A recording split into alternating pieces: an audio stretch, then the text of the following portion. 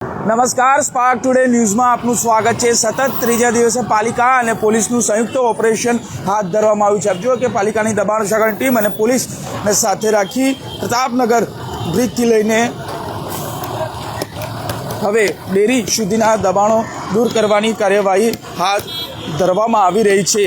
આપ જુઓ કે સતત જે પ્રકારે પાલિકાના કમિશનર દિલીપ રાણાના આદેશ બાદ અને સાથે પોલીસ કમિશનર નરસિંહા કુમારના આદેશ બાદ જે પ્રકારે હવે વડોદરામાં પ્રકારની કાર્યવાહી જોવા મળી રહી છે અને સતત ત્રીજા દિવસે આ દબાણ દૂર કરો કાર્યવાહી હાથ ધરાઈ છે।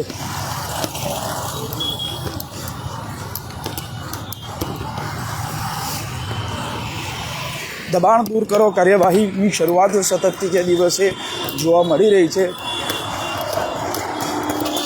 જો કે રોડ લાઇનના તમામ જે રોડ પર દબાણકર્તાઓની સામે હવે પાલિકાના કમિશનર અને પોલીસ કમિશનર જે લાલ આંખ કરી છે અને વડોદરામાં કોઈપણ રોડ લાઇનના જે દબાણો છે દૂર કરવાની કાર્યવાહી હાથ ધરાઈ છે, કારણ કે કોઈપણ ઘટના બને છે ત્યારબાદ પાલિકા અને પોલીસ તંત્ર જાગતું હોય છે। તે જ પ્રમાણે આપ જુઓ કે વધુ એક વખત સતત આ પ્રકારની કાર્યવાહી વડોદરામાં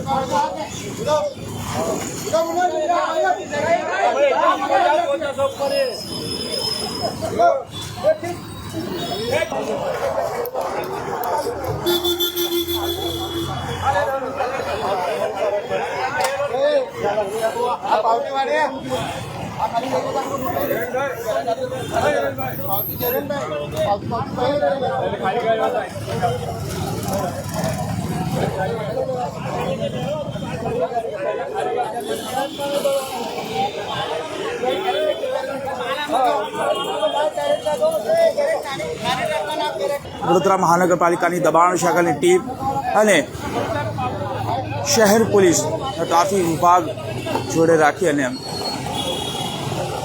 પ્રકારની શહેર પોલીસની ટીમ જોડે રહી અને દબાણો દૂર કરવા માટે પોલીસ અને પાલિકાની દબાણ શાખાની ટીમે સંયુક્ત રીતે દબાણ દૂર કરો ઝુંબેશ હાથ ધરી છે અને પ્રતાપનગરથી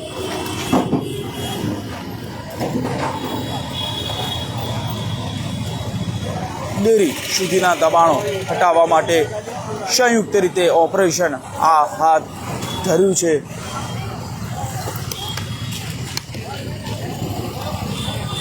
જો કે મુખ્ય માર્ગ જે કહી શકાય કે જે હાઈવે તરફ જવાનો જે મુખ્ય માર્ગ સિટી વિસ્તારમાંથી કહી શકાય અને ત્યાં દબાણ જે બે પ્રકારે લાગેલા હોય છે અને ત્યાં હવે પાલિકાની લાલ આંખ જોવા મળી રહી છે। જો કે 4 થી 5 ટ્રક અને સાથે જેસીબીની મદદથી હવે દબાણો શાખાની ટીમ અને પોલીસની ટીમ સંયુક્ત રીતે ઓપરેશન હાથ ધર્યું છે અને સતત આ પ્રકારની કાર્યવાહી વડોદરામાં હવે ખૂબ જરૂરી બની છે, કારણ કે જે દબાણકર્તાઓ છે બેફામ પોતાના દબાણો સતત આ પ્રકારની કાર્યવાહી હવે વડોદરામાં જોવા મળી રહી છે અને ચોક્કસથી કહી શકાય કે જે પ્રકારે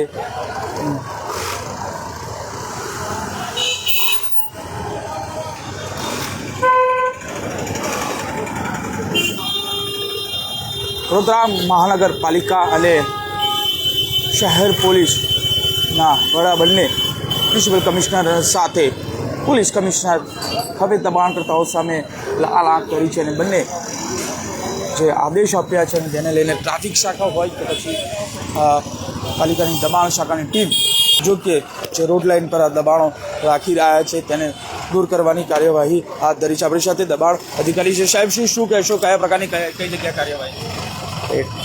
એસીપી ટ્રાફિકના આદેશ મુજબ ટ્રાફિક પોલીસ, મકરપુરા પોલીસ સ્ટેશનનો સ્ટાફ, વોર્ડ નંબર 17નો સ્ટાફ અને દબાણ ટીમની સ્ટાફ પ્રતાપનગર બ્રિજથી લઈને ડેરી સુધીના હંગામી દબાણો દૂર કરવાની કામગીરી હાલ ચાલુ છે। અત્યાર સુધી કેટલો સામાન છે? હમણાં કામગીરી ચાલુ કરી છે. એક ટ્રક ભરીને સામાન જમા કરેલ છે. આગળ કાર્યવાહી ચાલુ છે. બિલકુલ આપ જુઓ કે ટ્રાફિકને નડતર, ખાસ કરીને વડોદરા શહેરમાં જે ટ્રાફિકની સમસ્યા છે એ નડતર રૂપને દૂર કરવા માટે વડોદરા શહેરના ટ્રાફિકમાંથી જે અરજીઓ આવી હતી અને તેને લઈને જે ટ્રાફિક સીપીના આદેશ બાદ, એટલે કે શહેર પોલીસના આદેશ બાદ હવે પાલિકાની દબાણ શાખાની ટીમ અને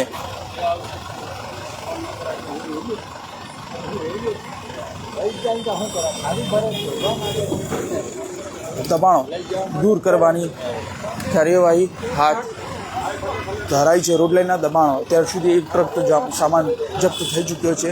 જો શરૂઆત છે અને ત્યાં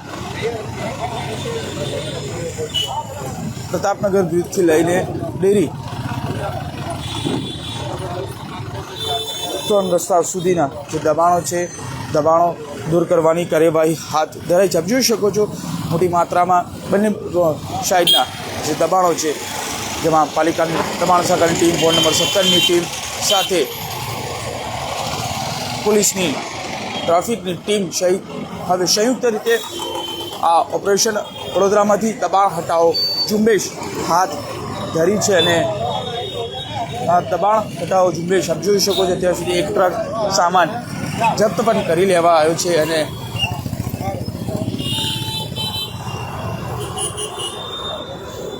પણ શાખાની ટીમ અત્યારે સ્ટાફની કામગીરીની શરૂઆત કરી ચૂકી છે અને સંયુક્ત રીતે આ ઓપરેશન હાથ ધરાયું છે. અને વિવિધ વિસ્તારોમાંથી સતત ત્રીજા દિવસે આ પ્રકારની કાર્યવાહી વડોદરા મહાનગરપાલિકા અને શહેર પોલીસ દ્વારા જે દબાણો દૂર કરવાની કાર્યવાહી ચાલી રહી છે. અને આજે પ્રતાપનગરથી ડેરી 3 રસ્તા સુધીના દબાણો દૂર કરવાની કાર્યવાહી હાથ ધરાઈ છે. પરંતુ જુઓ કે જે પ્રકારે સતત આ પ્રકારની કાર્યવાહીથી જ શહેરમાં દબાણ મુક્ત થશે, કારણ કે જે દબાણકર્તાઓ છે તેનો રાફડો શહેરમાં ફાટ્યો છે ને જે ટ્રાફિકને અડચણરૂપ બની રહ્યા છે, તેને લઈને હવે પાલિકાના કમિશનર અને પોલીસ કમિશનરે લાલ આંખ કરી છે. ને ત્યારબાદ હવે બંને ટીમોએ સંયુક્ત રીતે ઓપરેશન હાથ ધર્યું છે અને વિવિધ વિસ્તારોમાં આ દબાણ દૂર કરવાની કાર્યવાહી હાથ ધરાઈ છે. કેમેરામેન નિહાની સાથે Surat Solanki, spark today news, Vadodara.